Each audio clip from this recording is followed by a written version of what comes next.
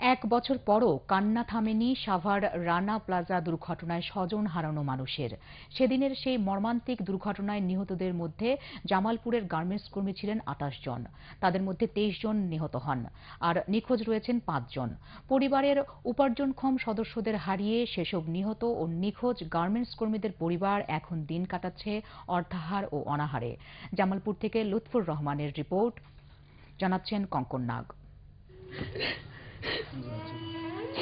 হতভাগ্য এই শিশুটির মা কল্পনা রানা প্লাজায় একটি গার্মেন্টসের কর্মী ছিলেন। গত বছরের ২৪শে এপ্রিল নিহত ১১৩৪ জন হতভাগ্যের একজন তিনি। কল্পনার স্বামী রাজধানীতে মুরগির ব্যবসা করলেও স্ত্রীর মৃত্যুর পর ২ ছেলেকে মানুষ করতে ব্যবসা ছেড়ে রয়েছেন বাড়িতে। আয়ের পথ বন্ধ হওয়ায় পরিবারের ভবিষ্যৎ নিয়ে দুশ্চিন্তায় তিনি।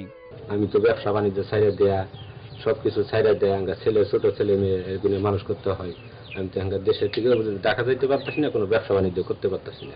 রানা প্লাজার ধ্বংসর পরে 10 দিন বাদে আমার মা লাশ পাই। আমার মাকে দেখতে পারি নাই।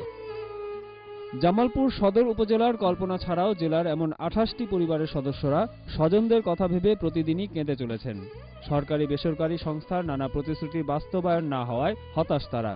পর্যাপ্ত সহযোগিতা না পেয়ে সদর উপজেলার পিন্ডারহাটি গ্রামের আনিসুর হালিমা দম্পতি, শাওনিয়া গ্রামের শহীদুল্লাহ বা একই গ্রামের রুনার পরিবার এখন দুঃসহ দিন কাটাচ্ছে। 20,000 টাকা আছে, হাতে দিতে আবার 10 টাকা আঙ্গুর দেন, আর 1 লাখ টাকা আঙ্গুর সরকার দিছিল, আর আঙ্গুর কোনো খোঁজ খবর নেন নাই, কি দেও নাই কিছু। সব শান্তি শুনতাছি বললে সরকারে অনেক কিছু দে, আমার মেয়েও তার নাচও পাইলাম না, সেই সরকারে আমার কিছু দিল না।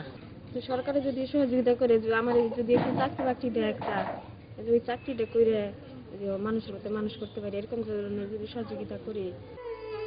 হতভাগ্য এসব পরিবারের পাশে দাঁড়াতে সরকারের পাশাপাশি বিত্তবানদেরও এগিয়ে আসার আহ্বান জানিয়েছেন স্থানীয় জনপ্রতিনিধি ও প্রশাসনের কর্মকর্তারা।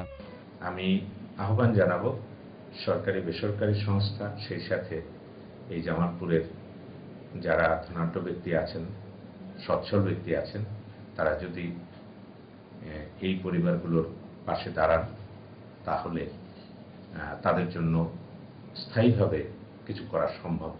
তবে শুধু প্রতিশ্রুতি নয়, তা বাস্তবায়নের ব্যবস্থা না করা গেলে স্বজনদের কান্না হয়তো কোনোদিনই থামবে না। Bureau report, ATN Bangla.